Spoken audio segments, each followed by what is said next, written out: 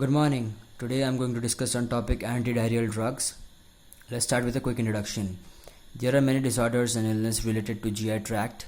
Diarrhea is also one of them. Diarrhea is characterized by loose, watery stool or a frequent need to have a bowel movement. It usually lasts for a few days and often disappears without any treatment. Diarrhea can be acute or chronic. There is even a condition known as traveler's diarrhea, which happens when you have diarrhea after being exposed to bacteria or parasite while on vacation in a developing nation. For curing diarrhea, antidiarrheal drugs are used, which helps lowering the frequency of eliminating stools. These drugs helps in lowering the loss of fluids and electrolytes through stool. There are three categories of these drugs, namely absorbents, anti-secretory, and anti-motility, which I will discuss later. Now let's move on to definition.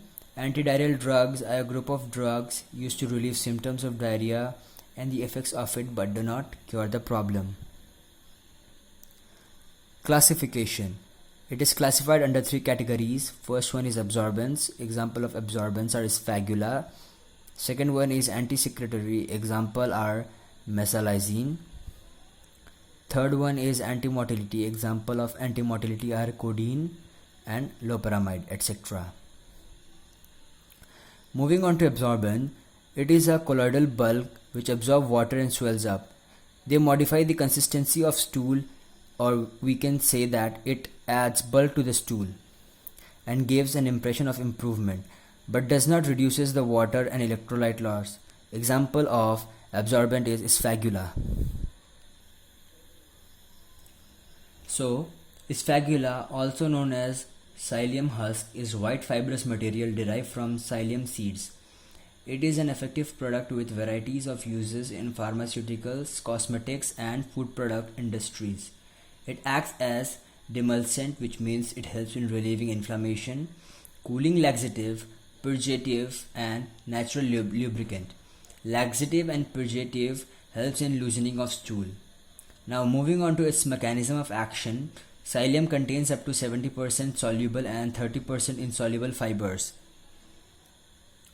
When psyllium husk is mixed with water or other liquid, it forms a gel-like substance which moves down the digestive organs, soaking up toxins and flushes out the toxins.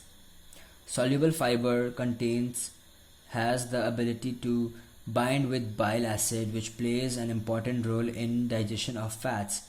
The process lowers the circulating blood cholesterol level by excretion of those fats. Now moving on to indication of Isfagula, we can use the drug in constipation, cholesterol control, diarrhea, colon cancer, diabetes. Now contraindications are intestinal blockage, difficulty in swallowing, megacolon, undiagnosed rectal bleeding, and lastly hypersensitivity to Isfagula. Okay, now dosage. Regular dosage of 5 to 7 grams of pure psyllium is preferred. Ample intake of liquid must accompany the dose, generally 125 to 150 ml of water with 5 grams of psyllium. Now moving on to side effects. Side effects like allergic skin and respiratory reaction to psyllium dust have largely been limited to people working in plants which manufacture psyllium products. Now moving on to second classification of antidiarrheal drugs, anti-secretory or sulfasalazine. So its mechanism of action is that it acts locally in the colon to decrease the inflammatory response and systemically interferes with secretion by inhibiting prostaglandin secretion. So one might ask what prostaglandin does to GI tract. It is generally responsible for intestinal inflammation and hypermotility. So now moving on to indication. First one is it is used for management of ulcerative colitis. Second is enteric coated tablet are also used for rheumatoid arthritis in patients who have inadequately respond to analgesic and NSAIDs. Third one is it is used in other various conditions like spondylitis, collagenous colitis, Crohn's disease, psoriasis, psoriatic arthritis, juvenile chronic arthritis, etc. Next, contraindications. First one is hypersensitivity to sulfasalazine, sulfa drugs, salicylates or other any components of the formulation. Second one is GI obstruction, and third one is pregnancy. Some of the adverse effects of sulfonazole: headache, photosensitivity, anorexia, nausea, vomiting, diarrhea, gastric distress, reversible oligospermia, pruritus, alopecia, drowsiness, exfoliative dermatitis, etc. Now moving on to the dosage. Children of 2 years or less should get the initial dose of 40 to 60 mg per kg per day in 3 to 6 divided doses, and maintenance dose of 20 to 30 mg per kg per day in 40 divided doses. Children of 6 years or less should get enteric coated tablets of sulfasalazine of 30 to 50 mg per kg per day in 2 divided doses. In adults with ulcerative colitis, 1 gram is given 3 to 4 times a day. 2 gram per day is divided doses may be given for maintenance. In adults with rheumatoid arthritis, enteric coated tablet is given with initial 0.5 to 1 gram per day and later increasing to 2 gram per day in 2 divided doses for maintenance. So next is patient education. There are various advice that we can give to patients. Some of these are: inform prescriber for any allergies you have. Do not take any new medication during therapy without consulting prescriber. Take a mixed dose as soon as possible. If almost time for next dose, skip the mixed dose and return to your regular schedule. Maintain adequate hydration to prevent kidney damage. Report persistent nausea, vomiting or diarrhea. Now let's discuss about bismuth subsalicylate. It comes under anti-secretory. It not only shows its antidiarrheal action by stimulating absorption of fluid and electrolytes, but when it is hydrolyzed to salicylic acid, it inhibits the synthesis of prostaglandins. In addition, bismuth subsalicylate binds toxin produced by E. coli. Indications: for the treatment of diarrhea, gastric distress, traveler's diarrhea, ulcer, Helicobacter pylori associated gastritis and duodenal ulcer. Contraindications are bleeding ulcer, dehydration, dysentery, renal function impairment, and lastly sensitivity to bismuth subsalicylate.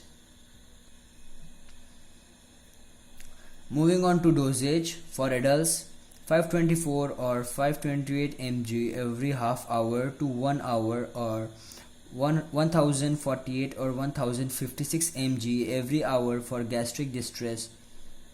For traveler's diarrhea, 524 or 528 mg 4 times a day, starting 1 day prior to departure and continuing for 2 days after returning, but not to exceed 3 weeks of continued use. For children weighing up to 6.4 to 13 kg, 44 mg oral. Children weighing over 13 kg, oral 88 mg. Children of 3 to 6 years are given 88 mg every half hour to 1 hour. Children of 6 to 9 years of age are given 174.6 or 176 mg every half hour to 1 hour. Children of 9 to 12 years are given 262 or 264 mg every half hour to 1 hour. Now, nursing responsibilities. Obtain history of bowel pattern, general state of health and recent history of illness or dietary changes, and assess for allergies. Do not give bismuth subsalicylate to children younger than age 16 or teenager with chickenpox, or there is a risk for Reye's syndrome. Use absorbents carefully in patient with decreased bleeding time, clotting disorder, recent bowel surgery, confusion. Teach patient to take medication exactly as prescribed and to be aware of their fluid intake and dietary changes. Assess fluid volume status, intake and output of mucous membrane. Tell patients to notify their physician immediately if symptoms persist. Monitor for therapeutic effect. Let's move to patient education. Warn the patient if he or she is using other medications containing aspirin or other salicylates. If patient is suspected with overdose, tell him to take emergency help. Instruct patient to check other physician if symptoms do not improve within 2 days or become worse. Don't give to children with symptoms of influenza or varicella. Mixed dose must be taken as soon as possible, but do not double the dose. Now let's discuss some new strategies to control diarrhea. First one is resveratrol. It is also known as acetaminophen. It is an antidiarrheal drug which acts as a peripheral enkephalinase inhibitor. Unlike other opioid medications which reduces intestinal motility, resveratrol has an anti-secretory effect, that is, it reduces the secretion of water and electrolytes into the intestine.